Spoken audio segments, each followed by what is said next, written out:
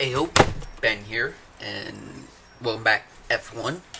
And this is the final video that I'm going to be doing in 2013. Just dropped my headphones. And as you can see, I just put on a setup because right now I'm just too lazy. And this is not SimWorks, so you ain't going to see me fooling around and just restarting the session, stuff like that. Anyway, so this is track work, as I like to call it, a narrative. Anyway, back on track, and that was just to get familiar with the controls of the game. The Ghost car is a Force India. And next season for F1 is going to be pretty good. Well, this season's shaped up to be really nice, but next season, the way I'm looking at it, let me find it here.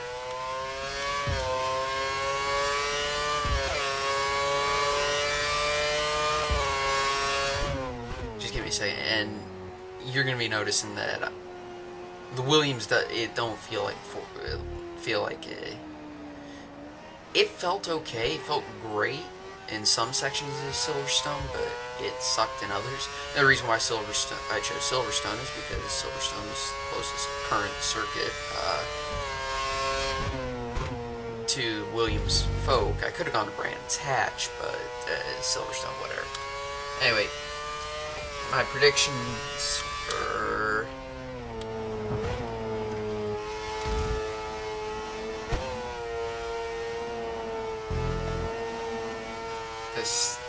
next season. I'm going to start with predictions for this year's Constructors title, where everybody's going to finish, if I can find it here. Is this Stowe? Yeah, this is Stowe. Yeah, that's Stowe. Here it is. Alright. So, position people are going to finish the Constructors champion. I completely screwed up Vale.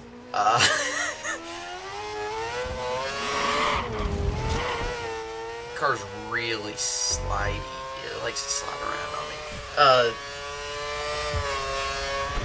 Constructors Championship, we already know Merck, the Mercedes crew, have sealed the championship.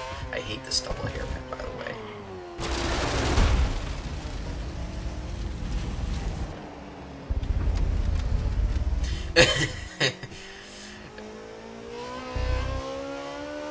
Just silly double hairpin. Anyway, Mercedes won the Constructors.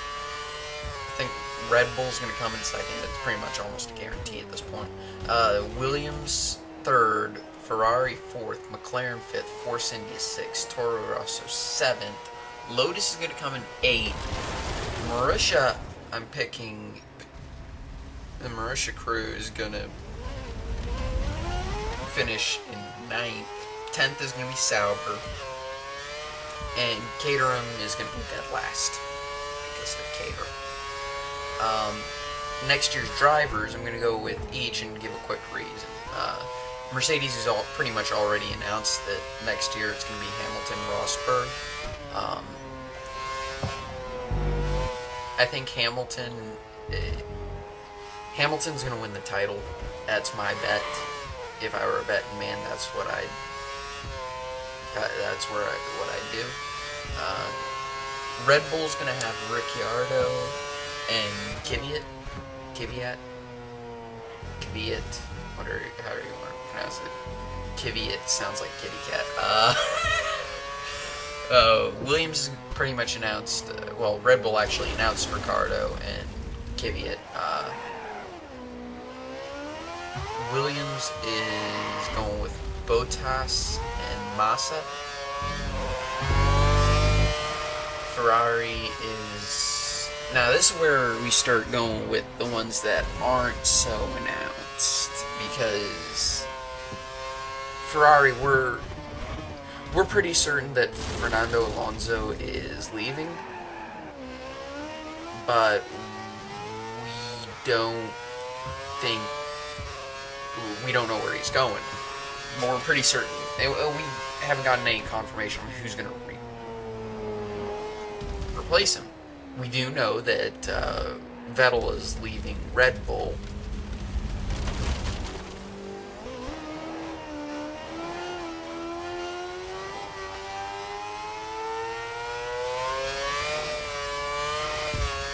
And anyway, just watching the sim work, not sim work, but the nice line through cops. I think that's a little bit slow. You'll see me get a lot more confidence through cops. The old turn 1. I hate that infield section, by the way. You can see it on the mini-map, which the only reason why I have the mini-map on is because, believe it or not, you can actually see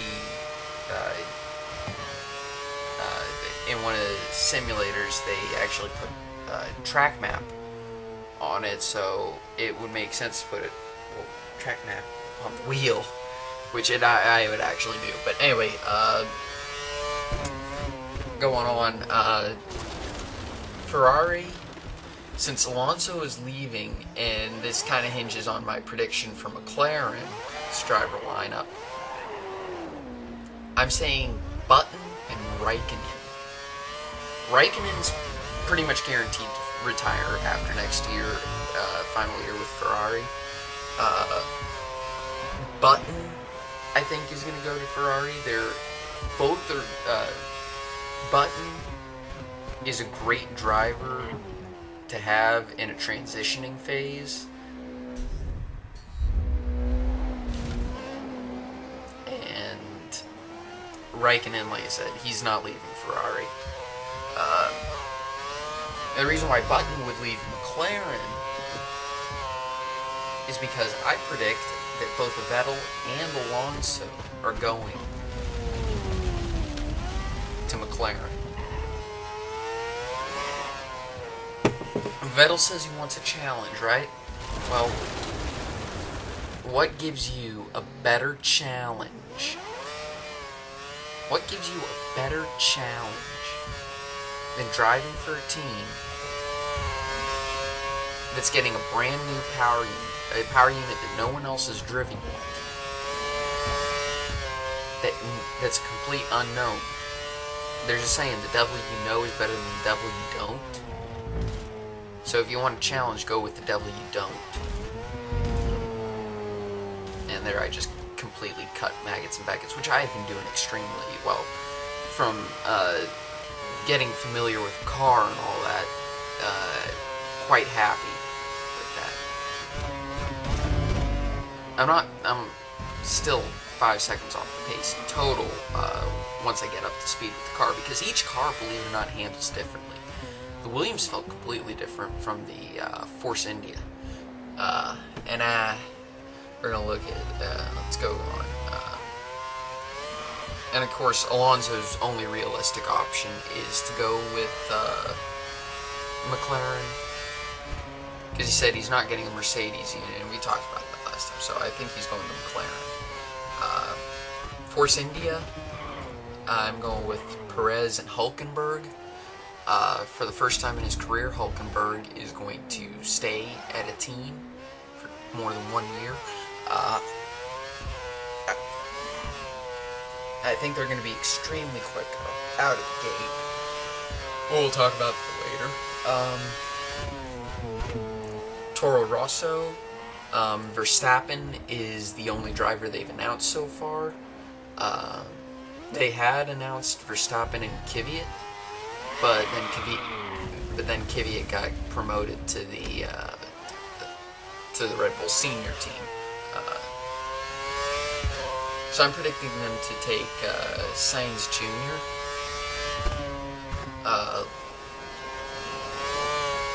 Lotus, I think they're going to keep the same lineup. Grosjean, Maldonado. Maldonado's got a contract for next year, and maybe the year after. I think I'm still slow through maggots and Beckett's here.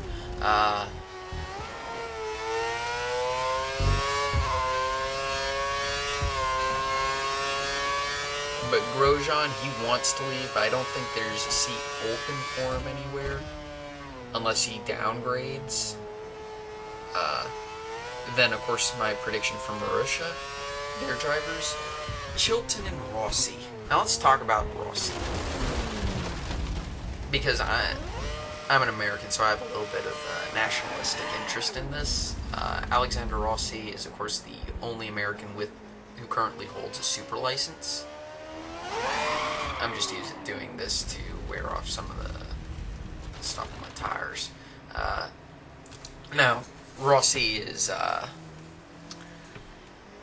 his single-seater career hasn't been particularly stellar. He had one good season in Formula Renault 3.5, and I know people are going to be saying you should pronounce it Renault, but I'm an American, and I'm going to pronounce every letter.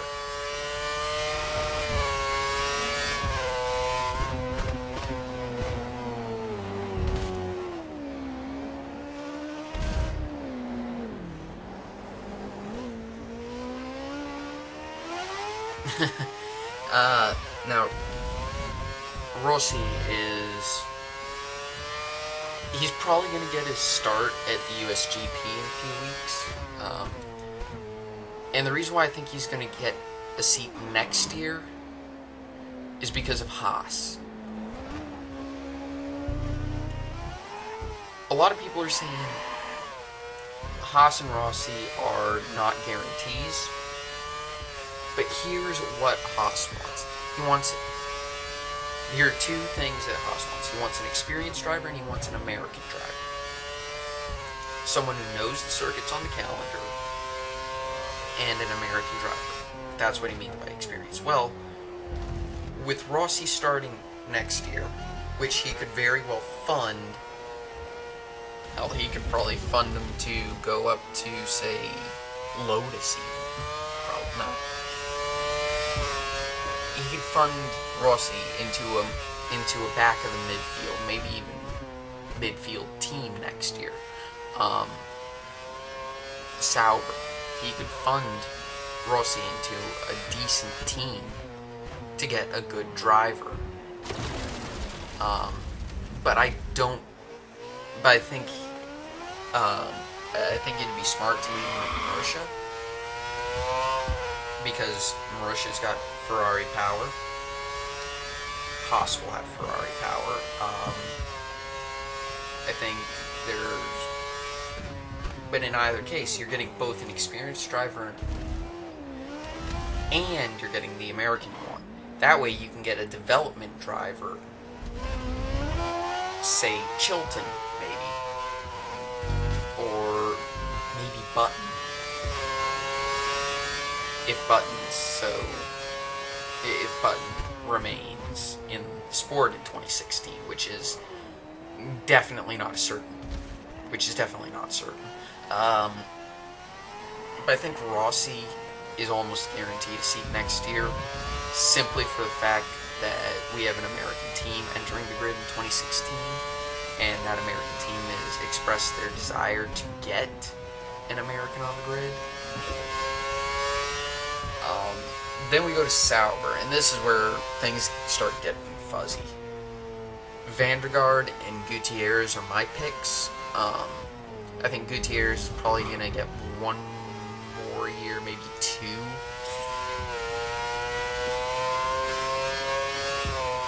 And I think Vandergaard's probably their best driver who isn't starting, who isn't a race driver yet. And I don't think Satil's going to stay. I think he's going to fall off the radar completely.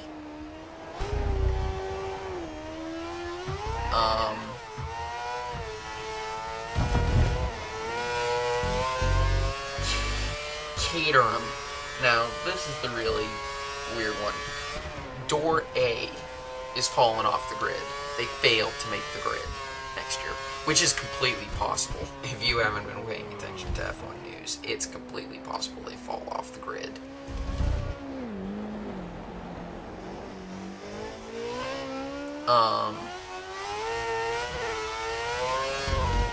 Door B is they make the grid with a different name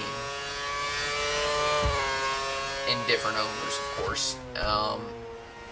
And I predict their driver lineup to be Marcus Ericsson and the new GP2 champion Palmer, who's going to have significant financial backing.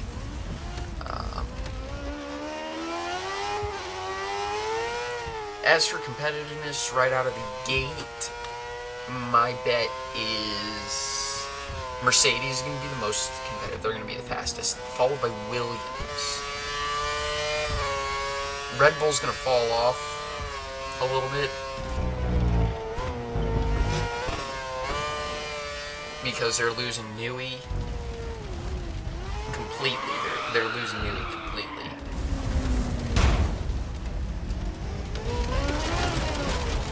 And they also lost one of the other big aero guys, so their car isn't going to be as good, methinks.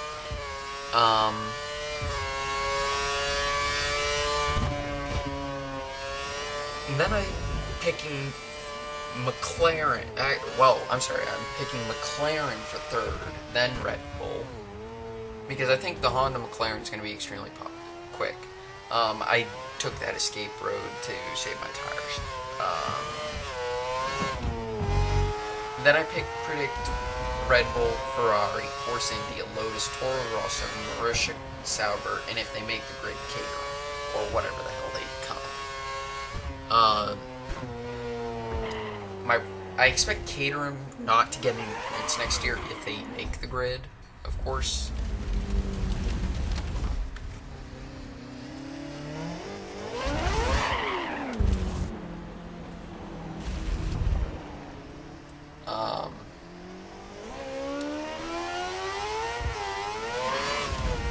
Let me see.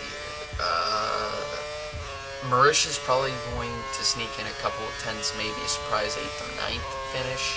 So I expect them to get a few points. Sauber will probably be doing damage control. They do not look like they're going to be a good team next year, from my untrained eyes, of course. From watching this season, their car looks like crap. It drives like crap, from what I've seen. And not only that, but apparently they're in talks of being bought by somebody else, so that means they don't have good hopes for next year either, and at least that's what I'm taking it to mean.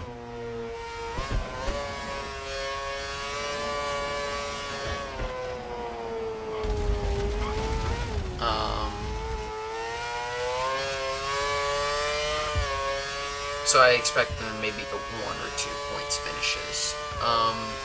As for driver standings, we really don't know enough yet to make a guess, but if all that works out as I predicted, I expect Hamilton to win the Drivers' Championship, so that would make 2 in a row, again, save the tires.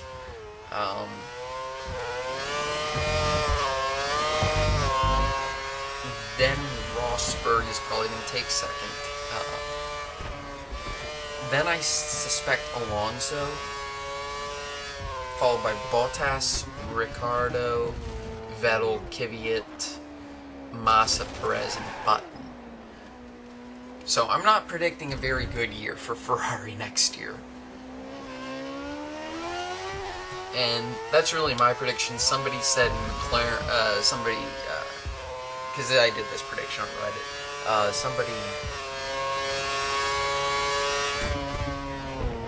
somebody laughed at my pick for McLaren, and of course one of the big factors in my prediction there was that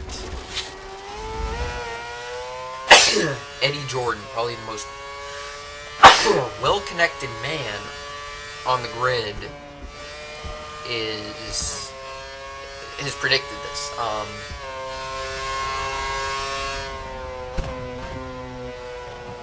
Well, he hasn't predicted it. He said it's likely, or he said it's possible. Likely and possible are not the same thing, man. But he said it's possible, which I'm going to take that as almost they've been in talks. Now,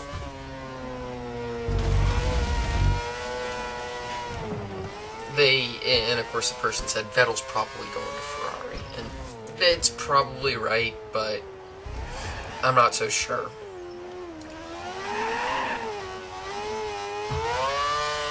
And of course, if Vettel doesn't go to Ferrari and goes to McLaren, like I'm expecting, who would they replace? Because a lot of people call me out on Button at Ferrari. Well, here's the thing. Hulkenberg is too tall, meaning he's overweight.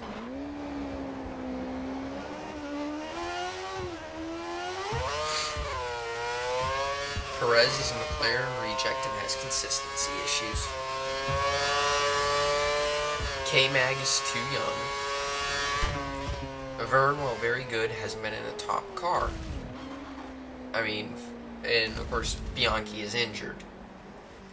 If Bianchi weren't injured, I would have tapped him to go to Ferrari.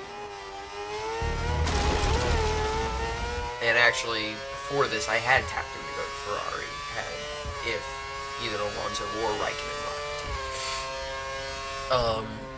And of course, Massa is under contract. Though, again, that hasn't stopped Ferrari in the past from either getting rid of somebody or bringing somebody in. And Button fits the bill of what they want. They want a consistent driver who is very good at developing cars, who is very good at getting solid results out of cars that sometimes have no business being in the positions he's putting them in, and who has at least one championship. Button fits the bill of a driver that Ferrari would want from a damage control situation where they don't get either Alonso or Vettel. It would actually allow them to compete in some respects. I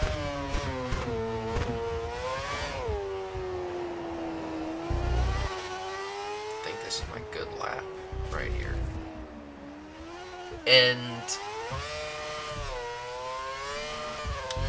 that was pretty much my biggest prediction of the year. So on the lap, going down the Wellington Straight into, is this Abbey corner, into, of course, Laffield. Of course, I went way too deep there, and I hadn't messed that one up all day. I think I just locked, I think I accidentally locked my brakes up. Going flat through wood cut. Using up my curves and my dirt. Well, actually, I don't have any dirts here. Cops going through with only one downshift as opposed to two. I'm doing really good here.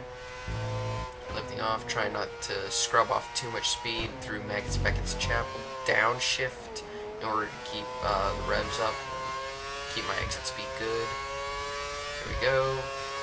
Get Durs.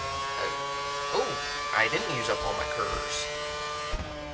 And don't shift down too much through Stowe. Heading to Vale, I'm actually ahead of my previous best. Didn't downshift too much. Don't be overly aggressive. Cut the final part of the corner, and still down by 5 seconds, but whatever. I finally have a best in the Williams, so I'm actually ahead of my best in the Williams, which is, I'm thrilled with it.